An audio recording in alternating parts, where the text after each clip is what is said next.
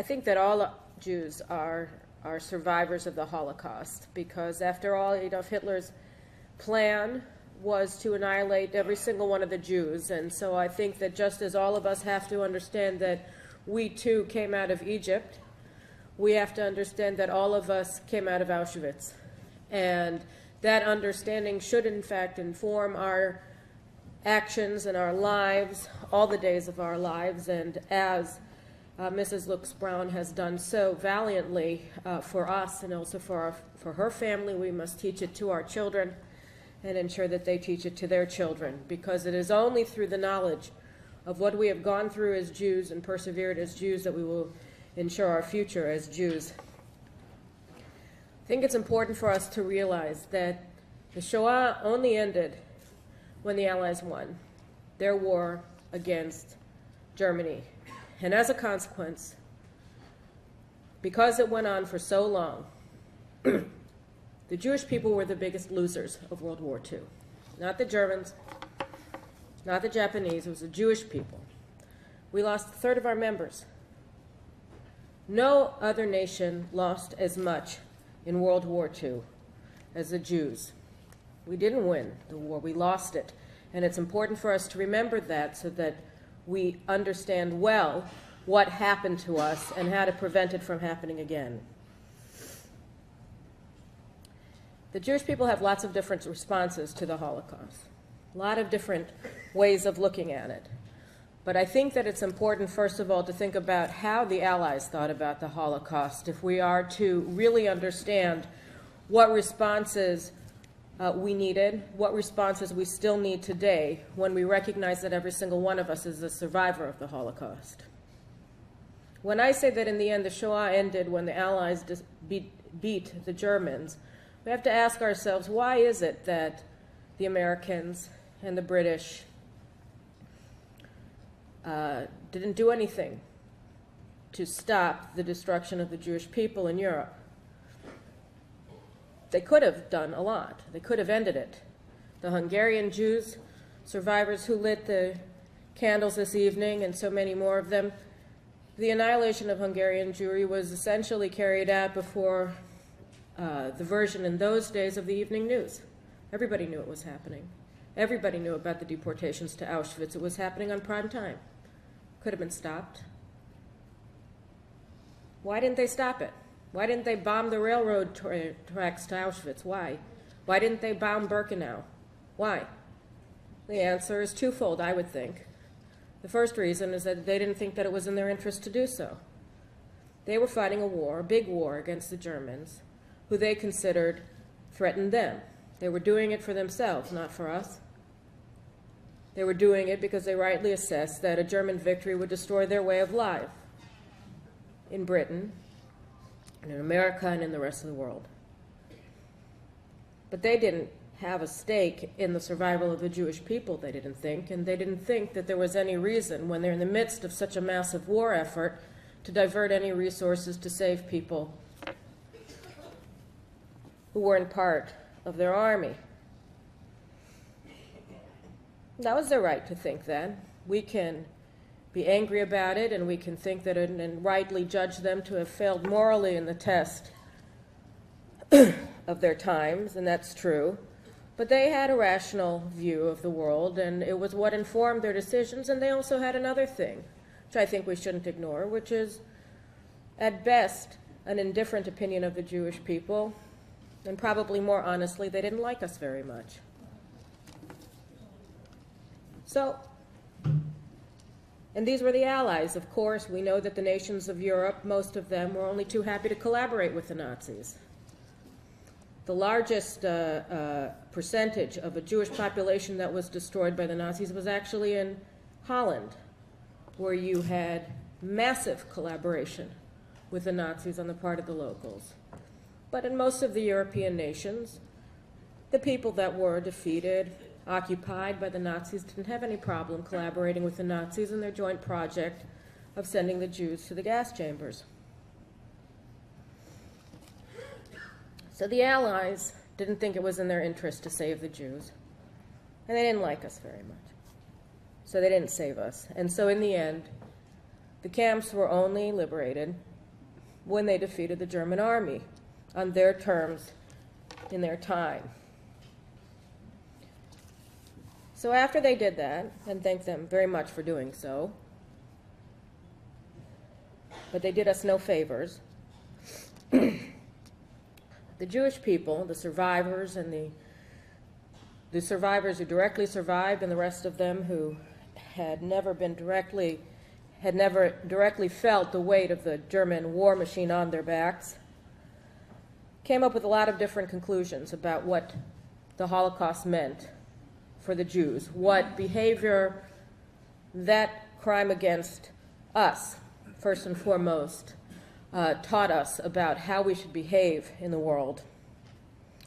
And I think that it's worth considering two of them. There were two sort of schools of thought amongst the Jews about how to deal with what had just happened. The first one was outward looking. It said the problem with the Holocaust was that people didn't feel obligated to prevent it or from stopping it, ending it in the middle. Roosevelt didn't feel that he had to stop it. There was no way to force him to do it. There was no way to force him to bomb the railroad tracks to Auschwitz. There was no way to get him to bomb the gas chambers, and so he didn't. We have to change the law. We have to change the way that people look at the goals of war by changing the law. If we change the law, then people will be forced to protect us. So that school of thought developed the concept of human rights, the UN Charter, the Universal Declaration of Human Rights, the Convention Against Genocide, the Geneva Conventions. They said if we educate people in the ideals of human rights, universal rights of humanity, the universal 10 Commandments, if you will, then we'll be safe. Because the law will protect us, people will follow the law, and they'll do the right thing, and they'll prevent genocide, because they'll be obligated to do so. Couldn't convince him through moral argumentation. We couldn't convince him with rabbis marching on Washington. We couldn't convince him by appealing to his better angels. So now we're going to force the Roosevelts of tomorrow, the Churchills of tomorrow, to stand up and defend people like the Jews of Europe by putting together a legal regime of human rights law that is going to protect the victims. The other school of thought was inward looking. They said, we can't change humanity. Human nature is what it is, for better or for worse. People are good, people are evil. That's their business. Our business is to make sure that they don't have the power to hurt us anymore. Our responsibility to the legacy of our victimization is to be strong, is to build our country, to build our army, to ensure that we can defend ourselves, we can protect ourselves. We don't have to ask anybody for any favors. We'll have our army, we'll have our guns. Nobody needs to feel sorry for us. We can take care of ourselves. And that inward-looking response, of course, was a Zionist response. It was a response that actually had been born 80 years before the rise of Hitler, with the dawn of modern Zionism in the 1870s in Europe. And by the time the Holocaust began, the state of Israel was already well on its way to being built. So we had that solution on the ready, and indeed, in the aftermath of the Holocaust, much of the remainder of European Jewry came to the land of Israel on Aliyah, 1948, and of course 1 million Jews who were forced to run away from the Arab lands were able to make their home in Israel as well. And since then, Israel has become, over time, the largest Jewish community now in the world, outstripping the United States in the last decade. There are some 6 million Jews in Israel, and it is the most vibrant Jewish community, the most vibrant Jewish place in the history of the world. More Jews in Israel learning Torah, living a Jewish life, being educated in Jewish history than at any time in our history. Israel is one of the fastest growing economies in the world, and it is one of the strongest countries in the world. And so I would say that the inward-looking solution has, in the balance, been an extraordinary success. The Jews are in a situation today that we never were in since the destruction of the Second Temple, and we are in a position to defend ourselves in Israel and throughout the world as a result of the power that we have built up for ourselves. And what about the world? Where is the world today? Has it changed in the 66 years that have passed since the liberation of the death camps? If so, how? Has the idea that the human rights regime that was instituted in the aftermath of Auschwitz been borne out by events? Do people now feel more of an obligation to defend the weakest people in the world from the stronger ones? No. But as was the situation then, people are very happy to talk about how important it is to do so, as they do nothing, as we saw, for instance, in Rwanda in the 1990s, as we see today in Darfur, in Sudan, as we see today in Syria, with Assad butchering his own people in front of cell phone cameras. And what about the way that the nations of the world look at the Jews? Today, as in the 1930s and 40s, we have full nations. In fact, we have over 50 nations, members of the Organization of the Islamic Conference, who are, by and large, in agreement that Israel has to be obliterated, wiped off the map, just as Ahmadinejad has promised to do. We have hundreds of millions of people surrounding Israel who have been raised to believe that it is their duty to bring about the destruction, the annihilation of the Jewish state and the Jewish people. The ideology of the Islamic jihadists and their secular fascist friends is not that different from our perspective than the ideology of the Nazis. The only difference is that they believe that God is telling them to kill us, whereas the Germans believe that the Fuhrer was telling them to kill us. And where is the human rights crowd on this? So as we say in Hebrew, Hagolem Kamal Yotzro, the spirit has risen up against its creator. And we see that the human rights regime that was established by Jews to prevent the Holocaust in response to the Holocaust has now inverted morality and reality and proclaims Israel to be the greatest war criminal in the world. Israel, the only democracy, the only human rights respecting country in the region, is being criminalized and demonized and libeled as the greatest human rights destroying entity on the face of the planet. The country that an embarrassed world had to embrace in the aftermath of the Holocaust is now being demonized in the name of the Holocaust. So the human rights regime that was developed by Jews, in large part, in response to the Holocaust, has now been turned into a weapon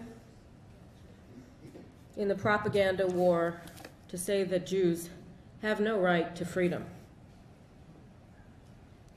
And where are the Jews in this argument? I would say that the Jewish people today are extremely confused. We've been told then anti-Zionism is not anti-Semitism.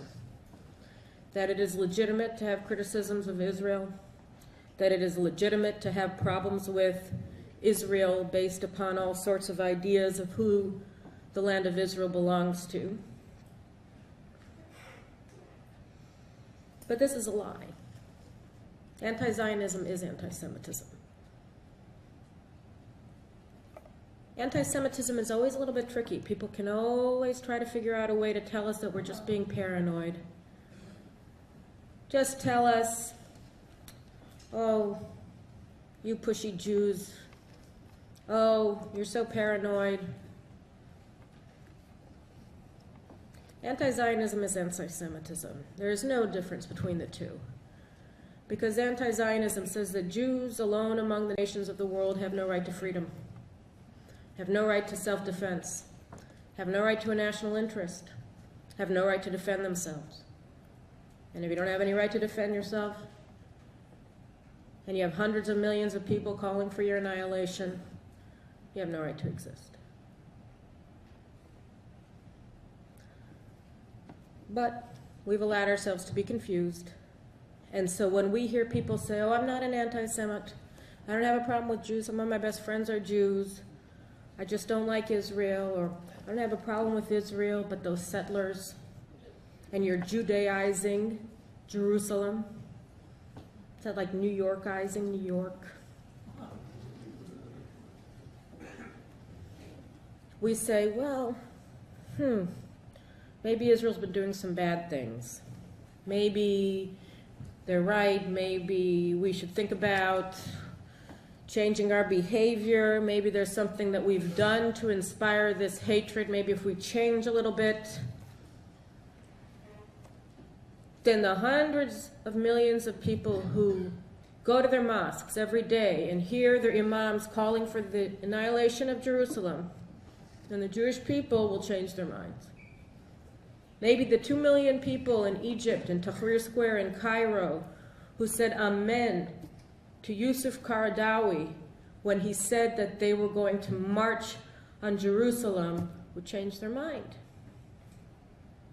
No, they wouldn't change their mind. Because their hatred, their anti-Zionism, has nothing to do with what Israel does or does not do. Just as the Nazis' anti-Semitism had nothing to do with the way that Jews comported themselves in Germany. It had to do with their diseased souls. It had to do with their embrace of evil. Nothing to do with us. And yet we twist ourselves into pretzels, trying to figure out a way to explain away their hatred, to make it into something that it isn't, to make it palatable, to make it understandable, to make it something that we can cope with without actually having to do anything about it. And that has to stop. That has to stop. We have to stop trying to develop mechanisms to deny what's happening. That is the lesson of the Holocaust. The lesson of the Holocaust is not never again because we're going to convince everybody else to be nice to us. It's hell no. Don't you dare look at us wrong, and don't you talk to us that way, and who do you think you are? Because these Jews are going to prosper today. We're not going to suffer today. We're not going to allow our children to suffer. We're not going to allow our grandchildren to suffer. And if you think we will, you've got another thing coming.